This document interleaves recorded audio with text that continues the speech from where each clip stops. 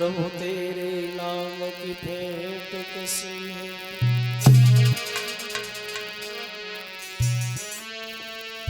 तो तुम बिन नाथ दशा वो है जैसे जल जाल में मीन फंसी है। ऐसी करो जब लाज रहे प्रभु तुम्हारी हंसी न हमारी हंसी है।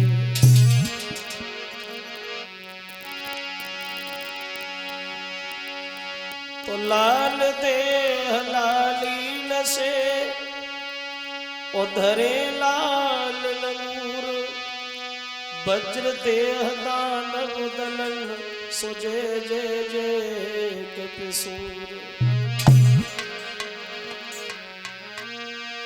तो माँ तुम नाउ सरस्वती और गौरी पुत्र गणेश कृपा दृष्टि मुझ पे करो मेरे पूज्य गुरु ब्रजेश।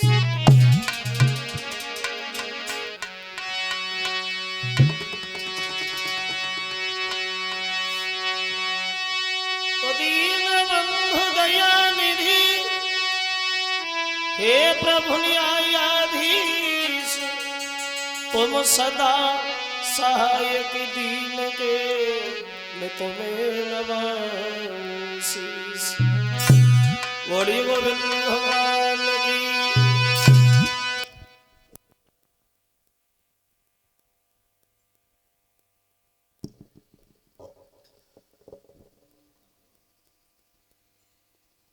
सभा में उपस्थित हमारे सभी श्रोता बंधु,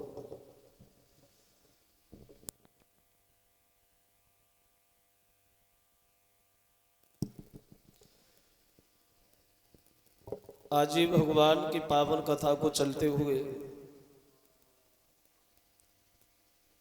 जो ये ब्राह्म का दिन है,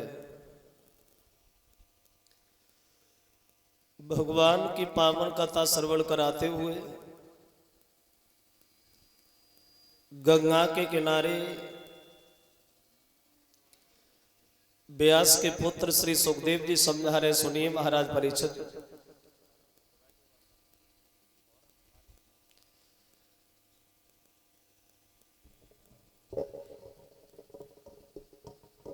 प्रसंग जहां चल रहा था भगवान याद में सरकार योगी राजकृष्ण के बारे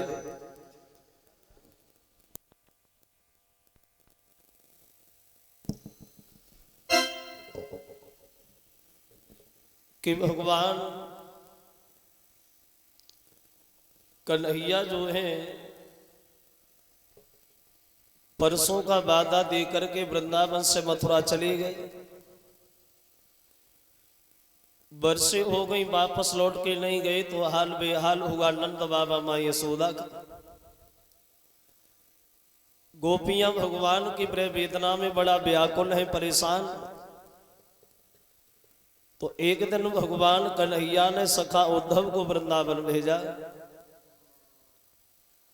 और एक बात कही, उद्धव तुम वृंदावन चले जा, माँ यशोदा नंद बाबा गोपियों को जाके समझाना कि श्याम सुंदर अभी उल्लयनों में आने में असमर्थ हैं, लेकिन तसल्ली धारण करें, हम उन्हें भूले नहीं है, आएंगे जरूर। भगवान ने अपने वस्त्र उद्धव को दिए हैं, अपना रथ दिया है और एक खत लिखा है नंद बाबा माँ यशोदा को, एक खत लिखा है गोपियों को और गोपियों के लिए लिख दिया है कि गोपियां सब योगिन बन के रहें और तसल्ली धारण करें। उद्धव जब वृंदावन में गए हैं तो क्या देखा कि वृंदावन के इंसानों का तो हाल बुरा है,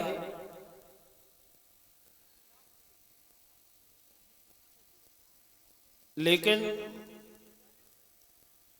गाय बछड़ा भी मथुरा की तरफ देख देख के रमा रहे। तो उद्धव माँ यशोदा से जाके मिले हैं और माँ यशोदा को समझाया है, मैया सुनो, तुम्हारे लाला ने हमें भेजा है लेकिन वो अभी आने में असमर्थ है माँ, मगर तसल्ली धारण करो, श्याम सुंदर तुम्हारी बहुत याद करते हैं, अवश्य आएंगे मैया।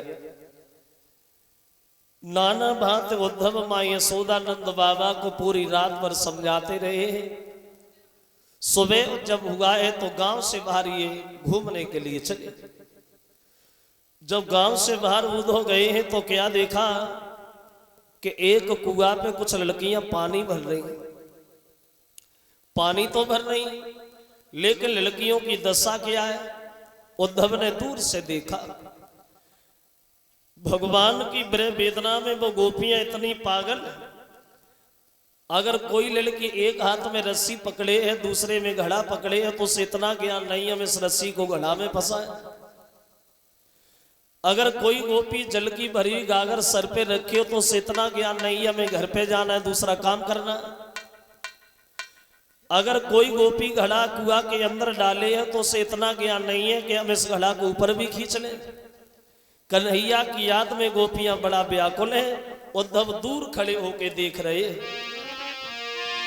क्या दशा है उन लड़कियों की भगवान की याद।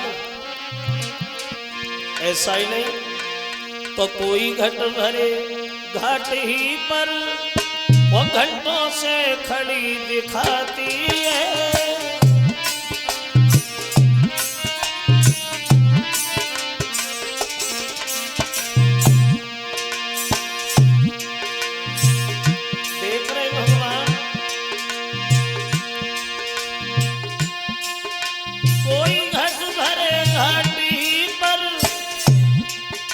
घंटों से खड़ी दिखाती है कोई गागर डाले जल में न डुबाती है न उठाती है।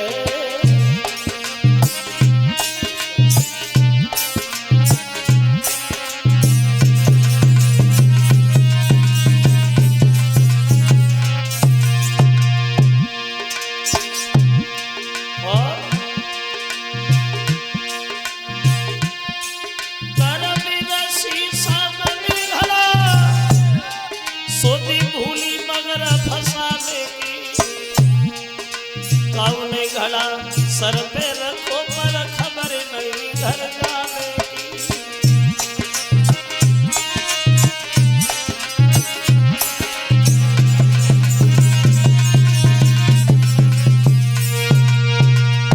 दूर खड़े होके उधो गोपियों की दशा देख रहे।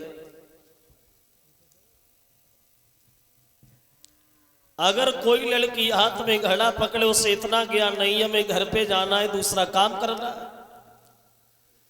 एक दूसरे से गोपियां बातें कर रही हैं।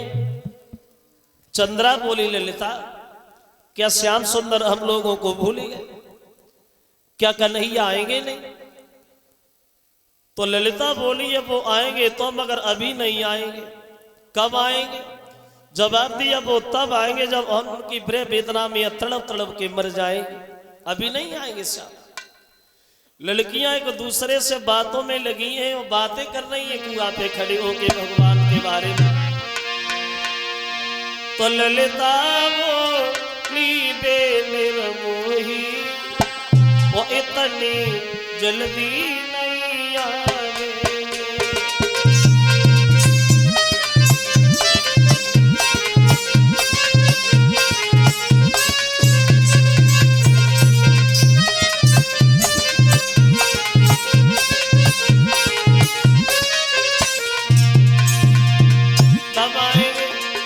बोली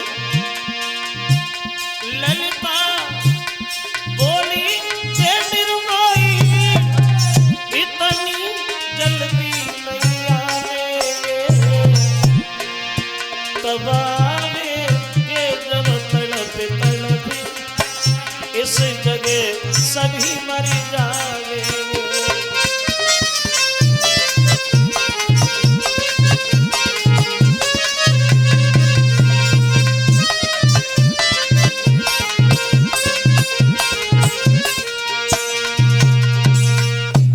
अभी नहीं आएंगे वो तब आएंगे जब उनकी ब्रह वेदना में तड़प तड़प के मर जाएंगे। बहुत देर हो गई उद्धव को देखते देखते गोपियों को तो धीरे धीरे आगे बढ़े। गोपियों ने जब उद्धव को दूर से आता हुआ देखा तो एक बार ऐसा लगा कि कन्हैया आ रहे, लेकिन उद्धव को जब देखा है तो लड़कियां उद्धव से दूर जाके खड़ी हो गई। वो सवाल करने लगी, कौन है आप, कहां से आए? तो उद्धव कहने लगे, लगता है सब वृंदावन में ऐसे ही काम होता है जैसे मैं तब से देख रहा हूं। तो लड़कियां बोली, लगता है तुम नए आए, क्या नाम है आपका? जवाब दिया, उद्धव नाम है हमारा। तो ललिता ने पहचान लिया, तो तुम ही भगवान कन्हैया के सखा हो? हाँ। गोपियां चारों तरफ से घेर के खड़ी हो गई उद्धव को, पूछने लगी, उद्धव क्या संदेशा आया है मथुरा से? तो उद्धव वह खत आगे बढ़ाते हैं और ये कहते हैं, ये खत भेजा है भगवान ने, और ये कहा कि गोपियां सब योगिन बन के रहे, गोपियां सब तसल्ली धारण करें। और जब ये कहा कि तसल्ली धारण करें, तो चंद्रा नाम की लड़की उद्धव से समझाने लगी और झुझलाती हुई बोली, उद्धव सुनो, ये कागज का टुकड़ा लेके चले आए हमें धैर्य धारण कराने को। अगर एक बार कन्हैया हम लोगों के सामने आ जाएंगे तो मन चाह धैर्य नहीं आएगा, तो ये कागज का टुकड़ा हमें क्या तसल्ली धारण कराएगा? ए उद्धव, तुम्हें एक बात नहीं मालूम? तो चंद्रा बोली, धीरे के लिए वो कागज कुछ काम न करते,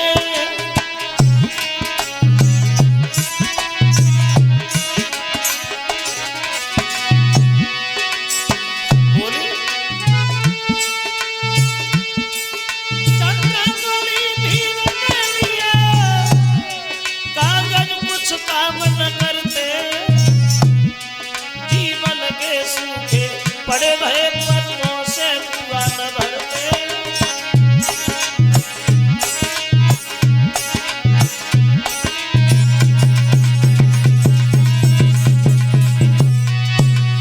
और सुनो उद्धव,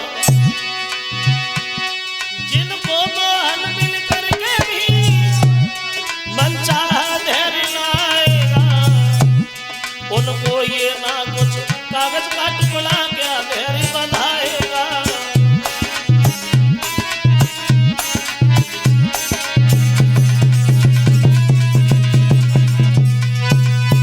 चंद्रा ने उत्तर दिया, उद्धव अगर एक बार कन्हैया हम लोगों के सामने आ जाएंगे तो मन चा धैर्य नहीं आएगा, तो ये कागज का टुकड़ा हमें क्या तसल्ली धारण कराएगा उद्धव, जो तुम खत लेके आए?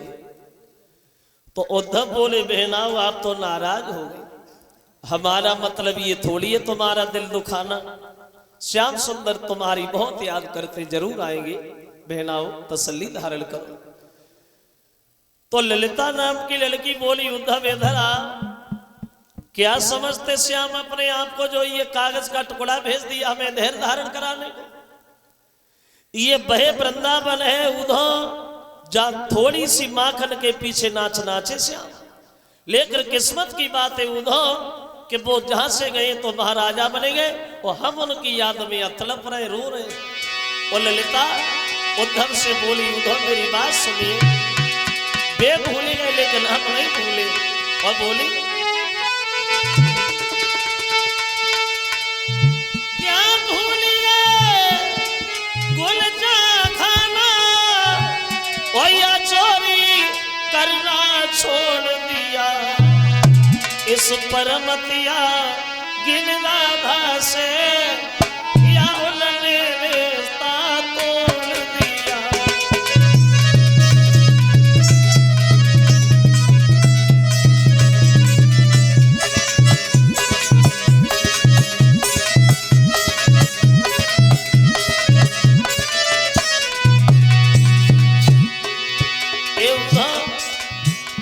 क्या समझते श्याम अपने आप को, राजा बन गए तो सब पुरानी बातें भूली गए? अरे बे भूल गए उद्धव, लेकिन हम उन्हें हरगिज नहीं भूले।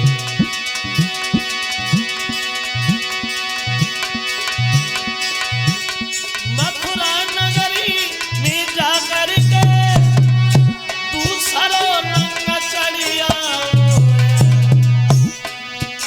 राजसी भोग में पढ़ करके अब बोल की होगा पठाओ।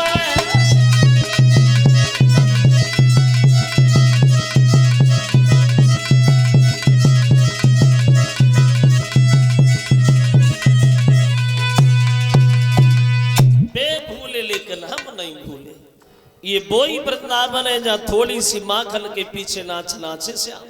लेकिन किस्मत की बात है उद्धव कि वो राज्य भोग रहे हैं और हम उनकी याद में यहां परेशान बैठे।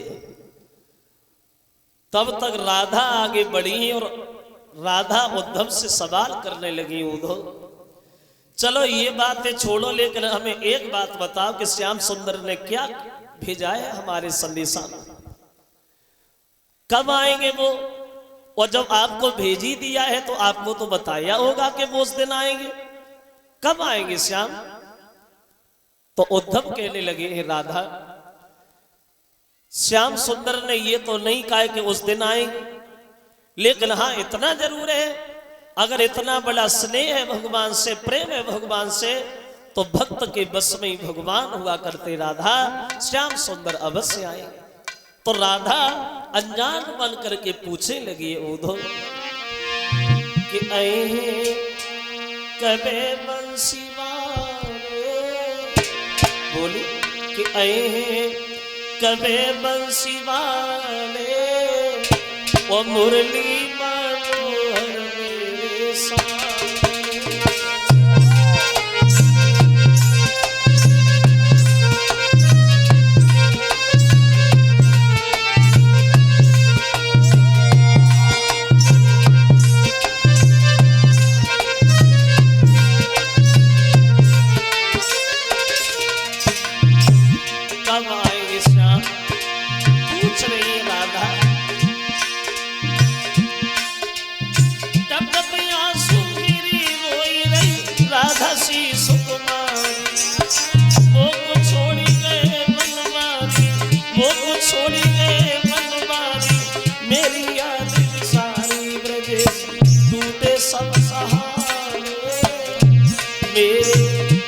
सब सहारे मुरली मनोहर मेरे साथ।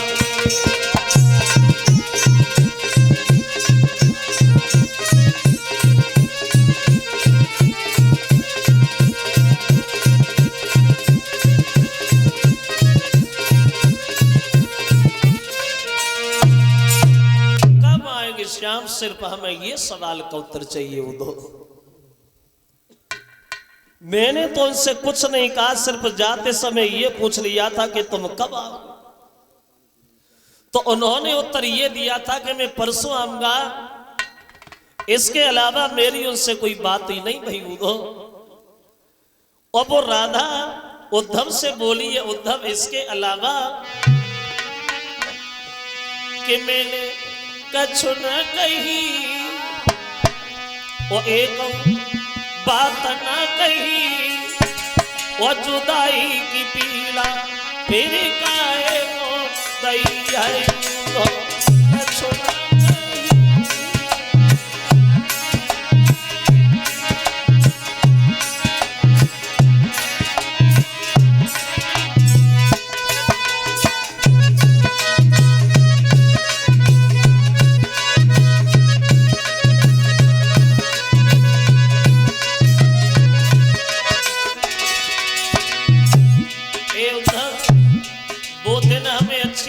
से याद है, अरे थोड़ी सी माखन के पीछे घूमे संग हमारे।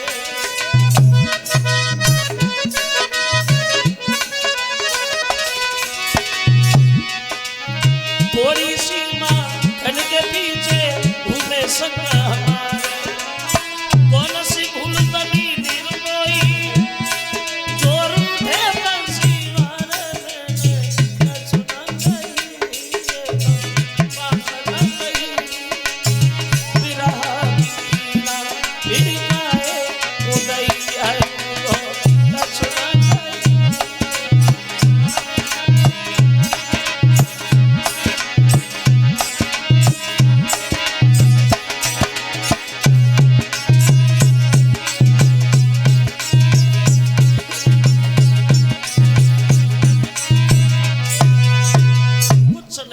मैंने भगवान सिर्फ ये कहा था कि कब आओगे, जवाब ये मिला था कि परसों आऊंगा।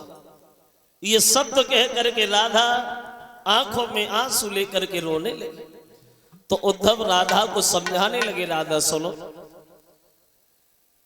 तुम ये कह रही हो कि भगवान नाच नाचे तुम्हारे पीछे माखन के, तो ये है तुम्हारे पूर्व जन्म की तपस्या का फल राधा, जिन्हें तुम आज तक बालक समझ करके पीछे घुमाती नहीं, जिन्हें तुम बच्चा समझ करके नाच नचाती नहीं।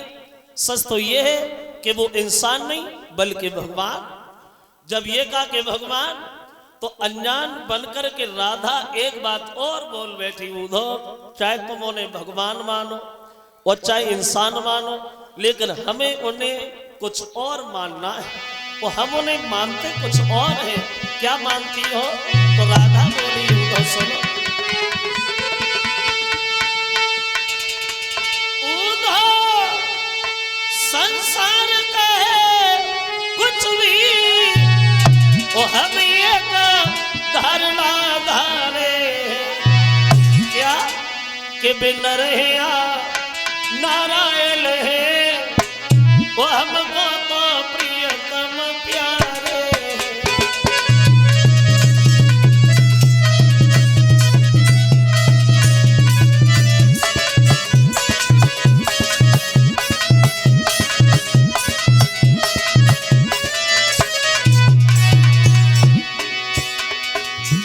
चाहे वो इंसान हो और चाहे वो भगवान हो, लेकिन मैंने उन्हें हमेशा से कुछ और माना है, अपना पति मान करके उनकी पूजा की है। और बोले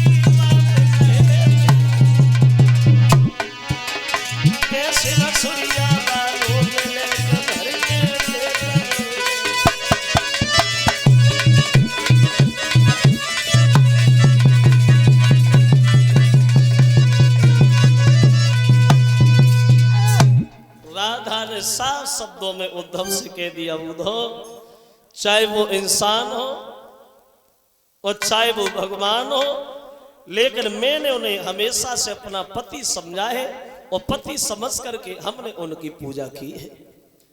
ये सब तो कह करके राधा घुटनों पे सर रख के बैठ गई, रोने लगी।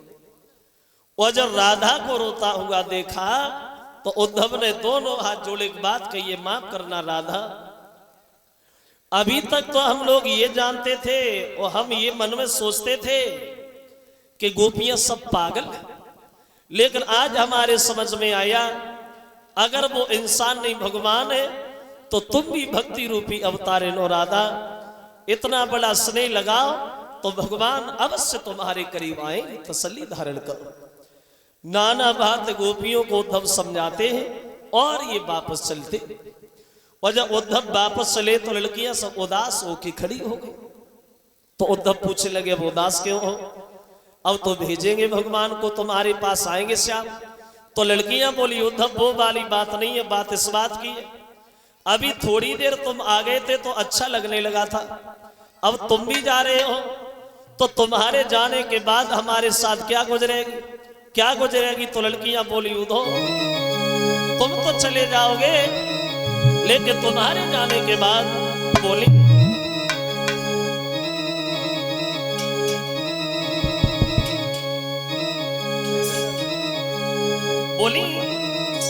तुम्हारे जाने के बाद